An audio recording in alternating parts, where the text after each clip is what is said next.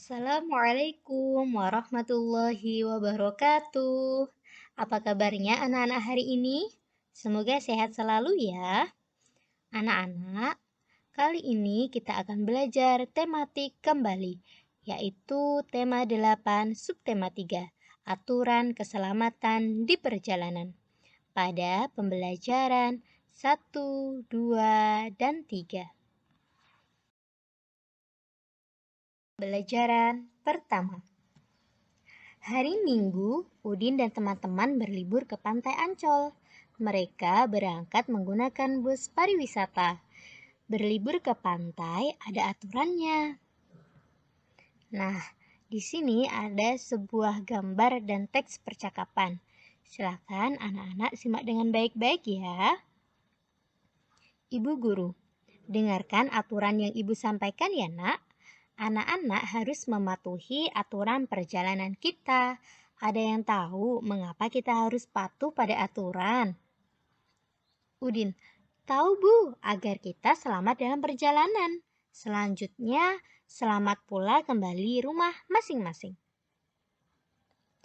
Ibu guru, hebat anak ibu. Jadi, kita harus patuh pada aturan perjalanan kita ya nak? Siswa, iya Bu. Nah, itu anak-anak. Ketika anak-anak sudah mengetahui, maka anak-anak harus menerapkannya ya. Ketika anak-anak sedang dalam perjalanan kemanapun, anak-anak harus mematuhi aturan yang ada.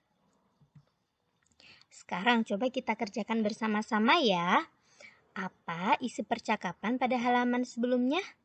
Halaman sebelumnya yang dimaksudkan adalah gambar dan teks percakapan antara ibu guru dan murid-muridnya. Kira-kira apa ya isi percakapannya? Iya, isi percakapannya yaitu tentang mematuhi aturan di perjalanan. Sekarang pertanyaan selanjutnya ya. Mengapa kita harus patuh pada aturan? Supaya apa anak-anak? Iya, supaya kita bisa selamat sampai tujuan hingga kembali ke rumah masing-masing. Benar. Apa yang akan terjadi jika kita tidak patuh pada aturan? Kira-kira apa ya yang akan terjadi? Iya, kita bisa terluka jika kita tidak mematuhi aturan tersebut. Seperti itu ya anak-anak. Jadi, anak-anak harus mematuhi aturan dimanapun itu berada. Sekarang silakan anak-anak simak dengan baik-baik ya. Ibu guru akan membantu membacakan teks tentang aturan keselamatan dalam bus. Melakukan perjalanan dengan bus ada aturannya. Aturan dibuat ada gunanya. Dengan mematuhi aturan, kita akan selamat dalam perjalanan. Tidak hanya itu, kita juga akan dapat menikmati perjalanan dengan baik. Kita akan merasa aman dan nyaman dalam perjalanan. Ada beberapa aturan yang harus kita patuhi ketika melakukan perjalanan dengan bus. Antara lain, naik dalam bus dengan tertib, duduk di kursi masing-masing dengan baik, tidak mengeluarkan anggota badan melalui jendela, dan berdoa kepada Tuhan sebelum berangkat. Setiap melakukan perjalanan dengan bus, kita harus mematuhi aturan tersebut dengan baik. Di sini siapa yang sudah pernah naik bus? Ibu guru rasa anak-anak semua sudah pernah ya? Ayo kita mengamati bersama-sama ya. Apakah anak-anak masih ingat dengan aturan penggunaan huruf kapital? Huruf kapital digunakan untuk menulis nama Tuhan. Itu salah satunya ya anak-anak. Coba sekarang anak-anak perhatikan. Bacalah beberapa kalimat berikut dengan nyaring. Yang pertama, kita harus berdoa kepada Tuhan sebelum berangkat. Yang kedua, kesehatan yang kita miliki merupakan anugerah yang maha pengasih. Yang ketiga, udara yang kita hirup merupakan anugerah yang maha kuasa. Nah, itu untuk penulisan Tuhan atau penyebutan lain dari Tuhan atau nama lainnya. Itu ditulis menggunakan huruf kapital. Selanjutnya, anak-anak diminta untuk menuliskan 5 kalimat sederhana dengan mengikuti aturan penggunaan huruf kapital. Tuliskan pada kolom di bawah ini ya. Nah, kali ini ibu guru akan memberikan satu contohnya. Coba kita perhatikan bersama-sama ya. Nah, kita tiba sampai tujuan dengan selamat karena anugerah yang maha menjaga. Siapa yang maha menjaga? Yaitu Allah. Benar. Nah, nanti untuk nomor 2, 3, 4, dan 5 silakan anak-anak lanjutkan ya mengerjakannya. Mengamati kembali. Masih ingatkah kamu hari apa Udin dan teman-teman berlibur ke pantai? Anak-anak masih ingat tidak? Hari apa ya tadi Udin dan teman-teman berlibur ke pantai? Nah, kali ini ibu guru akan memperlihatkan sebuah gambar kalender. Nah, itu ada kalender bulan Januari. Nah, di sana ada tertera tulisan Minggu, Senin, Selasa, Rabu, Kamis, Jumat, dan Sabtu. Nah, itu sudah bisa anak-anak perhatikan. Hari Minggu tanggal 1 sampai dengan hari Sabtu tanggal 7 itu merupakan satu minggu. Jadi satu minggu itu ada berapa hari, Nak? Iya, satu minggu itu ada 7 hari. Anak-anak tahu tidak? Satu minggu ada 7 hari. Itu hari apa saja ya? Coba kita baca bersama-sama. Ada hari Senin, hari Selasa, hari Rabu, hari Kamis, hari Jumat, hari Sabtu, dan hari Minggu. Benar sekali. Setelah anak-anak mengetahui jumlah hari yang ada dalam satu minggu, sekarang ayo coba kita berlatih ya. Di sini ada 2 soal, coba kita kerjakan bersama-sama. Soal yang pertama, Udin dan keluarga berlibur ke rumah nenek selama 4 minggu. Berapa harikah Udin dan keluarga berlibur ke rumah nenek? Perlu anak-anak ingat ya. 1 minggu itu sama dengan 7 hari. Maka jika 4 minggu ada berapa hari? Iya, 4 minggu. Jadi 7 hari kita kalikan dengan 4. Sama dengan 7 ditambah 7 ditambah 7 ditambah 7 sama dengan 28. Jadi 4 minggu itu sama dengan 28 hari. Sekarang coba kita kerjakan soal yang kedua ya. Udin dan teman-teman berlibur keluar kota selama 2 minggu. Berapa harikah Udin dan teman-teman berlibur keluar kota? Ini cara mengerjakannya sama ya anak-anak. Yang perlu anak-anak ingat bahwasanya 1 minggu itu sama dengan 7 hari. Maka jika 2 minggu, 7 hari kita kalikan 2. Sama dengan 7 ditambah 7. Berapa 7 ditambah 7? Iya, 14. Jadi 2 minggu itu sama dengan 14 hari. Seperti itu ya anak-anak. Insya Allah ini mudah. Untuk soal nomor 3, 4, dan 5, silakan anak-anak lanjutkan ya mengerjakannya. Tetap semangat. Anak-anak mengetahui cara menghitung hari dalam 1 bulan atau dalam 1 minggu. Kali ini anak-anak akan berkreasi. Udin dan teman-teman tiba di pantai. Mereka mencari kerang kecil. Kerang kecil merupakan hasil sumber daya alam. Kerang kecil dapat dibuat menjadi karya kerajinan. Coba perhatikan petunjuk berikut dengan teliti ya anak-anak. Nah, nama kerajinannya yaitu kerajinan kulit kerang.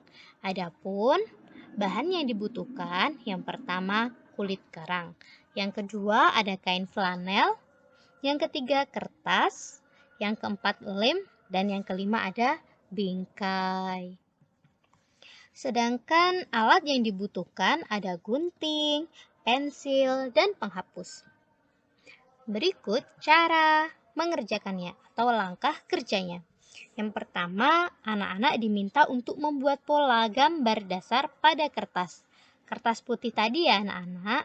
Setelah itu, anak-anak gunting gambar dasar yang dibuat dengan guntingan. Ketika anak-anak menggunting, anak-anak harus berhati-hati ya, karena gunting itu merupakan benda yang tajam. Yang ketiga, anak-anak harus mengerjakannya dengan hati-hati dan teliti. Yang keempat, anak-anak bersihkan terlebih dahulu kulit kerang. Nah, kulit kerang ini juga tajam anak-anak. Maka anak-anak ketika membersihkannya harus berhati-hati. Selanjutnya, tempelkan kulit kerang dengan menggunakan lem pada gambar dasar yang telah dibuat. Selanjutnya, pindahkan hasil tempelan kerang ke atas kain flanel sebagai latar. Ketujuh, beri bingkai agar lebih cantik. Jangan lupa lapisi bingkai dengan kaca agar lebih tahan lama. Seperti itu anak-anak cara membuat kerajinan kulit kerang. Pembelajaran kedua. Amati gambar berikut dengan teliti. Di sini ada sebuah teks percakapan antara guru dan siswa. Ketika mengupas kerangnya, harus hati-hati ya nak, karena kulit kerangnya tajam. Nanti tanganmu bisa terluka jika tidak berhati-hati.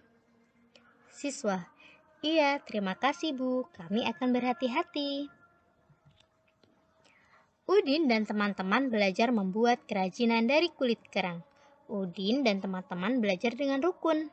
Sikap mereka mencontohkan sikap hidup rukun. Sikap hidup rukun merupakan wujud persatuan dalam keragaman.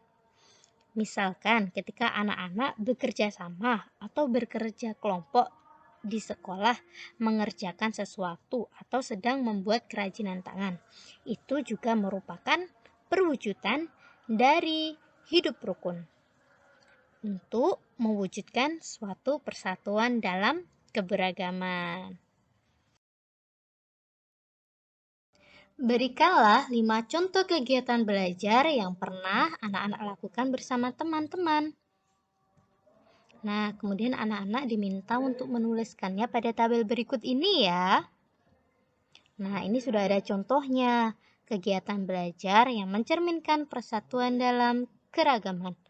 Yang pertama, belajar membuat kerajinan kulit kerang bersama teman. Nah, nanti contoh untuk yang kedua, ketiga, keempat, kelima, dan keenam, silakan anak-anak lanjutkan ya.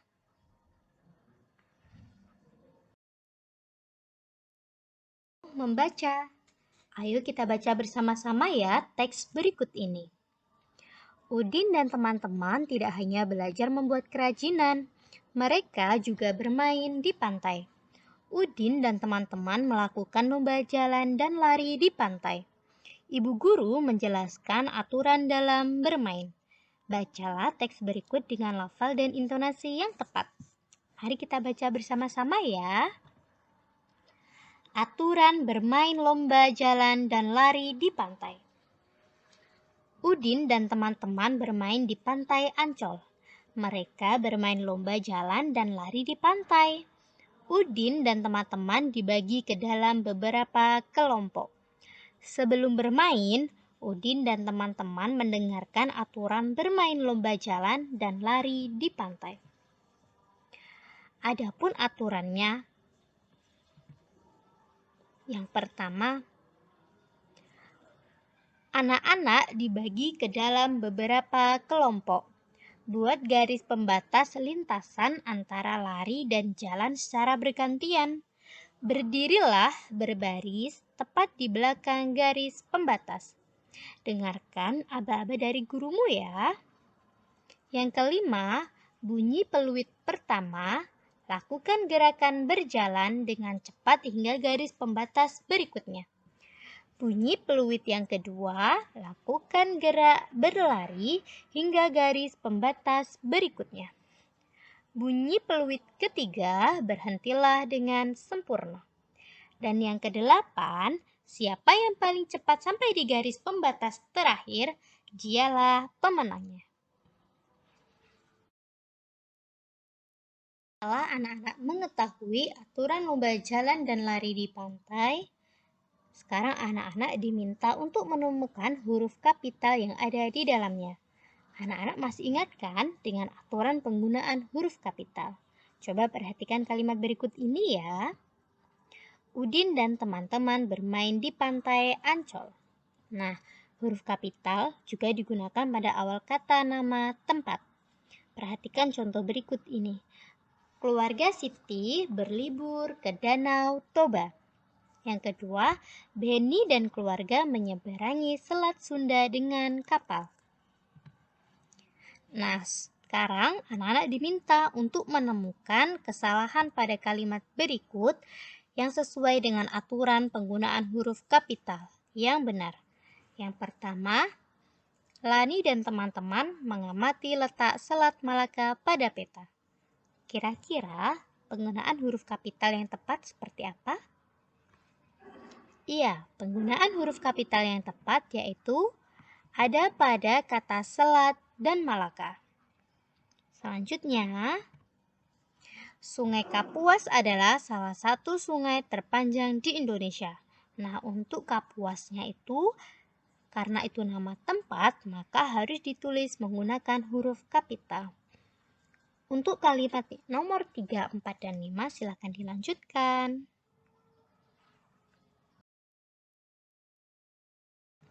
Setelah anak-anak menemukan kesalahan pada kalimat tersebut, kali ini anak-anak diminta untuk menuliskan kalimat kembali. Tetapi kalimatnya yang sudah benar ya, atau yang sudah anak-anak perbaiki. Kita memasuki pembelajaran ketiga. Udin menceritakan pengalaman ketika naik sepeda. Ia juga menjelaskan aturan naik sepeda. Anak-anak tahu tidak aturan naik sepeda itu seperti apa? Oh iya, anak-anak sudah bisa naik sepeda semuanya? Nah, ini ada beberapa aturan yang akan Udin ceritakan. Aturan naik sepeda. Hari Senin sore, Udin diminta ibu membeli jagung bakar. Jagung bakar dijual di perempatan tidak jauh dari rumah. Ibu berpesan agar Udin membeli jagung bakar Pak Muhammad Bayu. Pak Muhammad Bayu merupakan tetangga Udin. Jagung bakar Pak Muhammad Bayu lebih enak di antara jagung bakar yang lain. Udin menuju perempatan dengan menggunakan sepeda. Udin mematuhi aturan naik sepeda. Udin naik sepeda dengan hati-hati. Ia selalu memperhatikan suasana dan benda-benda sekitar dengan baik. Udin juga memakai alas kaki ketika mengayuh sepeda. Udin selalu mengendari sepedanya di sisi kiri jalan dan tidak lupa memperhatikan rambu-rambu lalu lintas. Udin menyadari arti pentingnya keselamatan. Oh iya anak-anak, bagi anak-anak yang sudah bisa naik sepeda sendiri, anak-anak harus perlu perhatikan ya aturan-aturan yang telah disampaikan Udin. Ingat, ketika naik sepeda, anak-anak tidak boleh terlalu berada di tengah jalan, tapi anak-anak cukup berada di pinggir jalan. Kemudian tidak boleh naik dengan tergesa-gesa. Anak-anak ketika naik sepeda, tenang saja, santai-santai saja.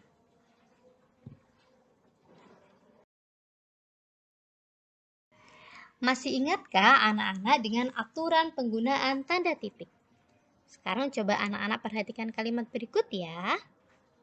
Nah, pada kalimat berikut ini, pada setiap akhir kalimatnya pasti diberi tanda titik.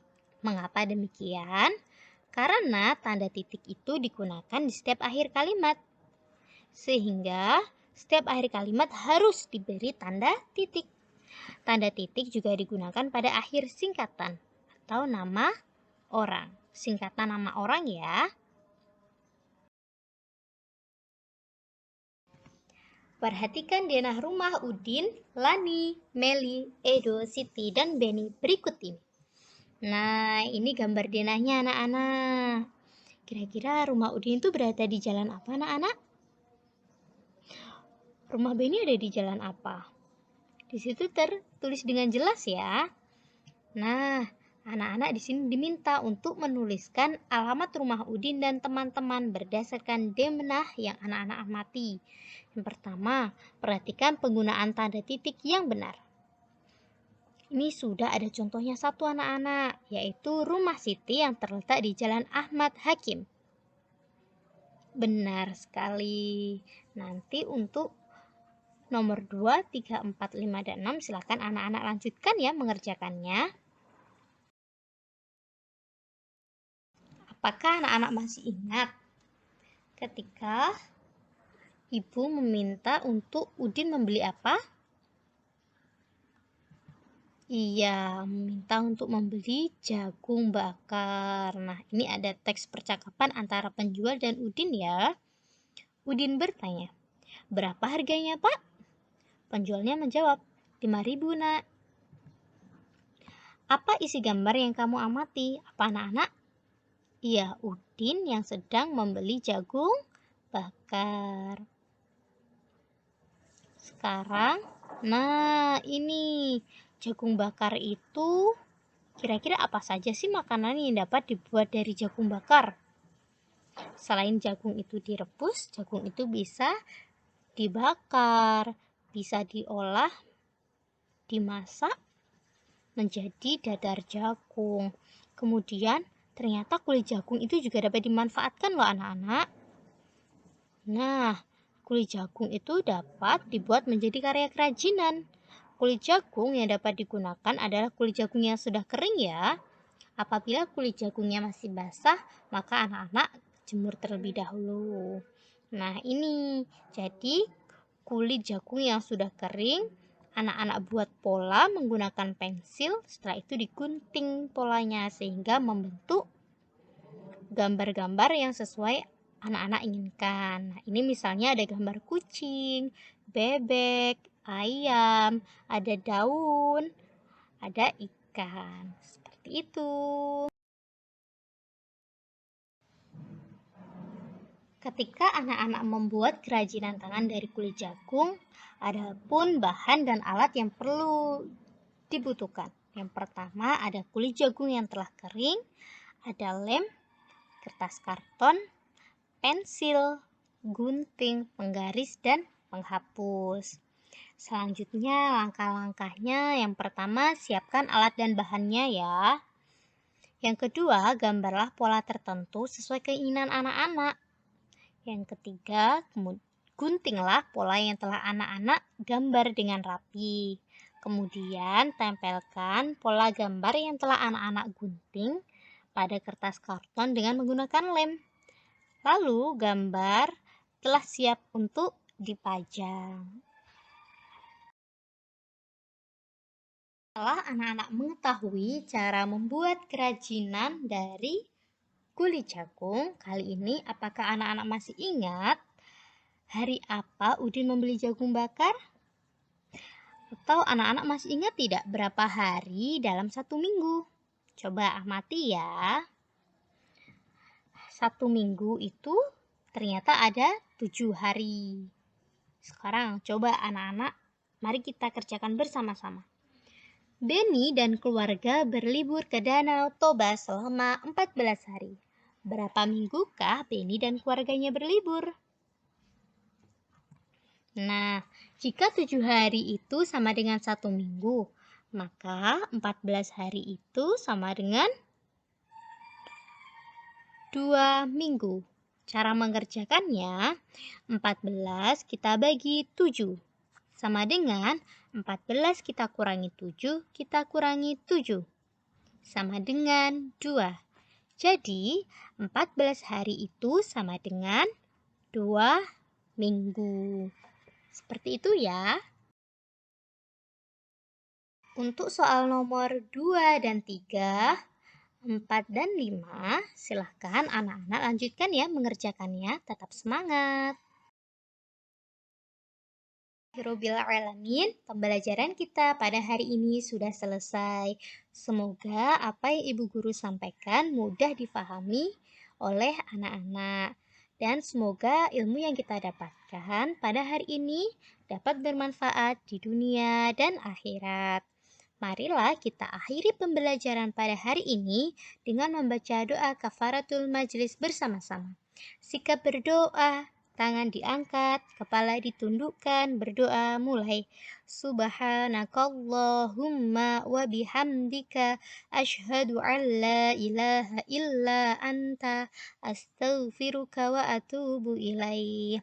Jangan lupa ya pesannya Ibu Guru, jaga lisan, jaga tangan, jaga kaki, sholat 5 waktu, patuh kepada orang tua dan guru. Wassalamualaikum warahmatullahi wabarakatuh.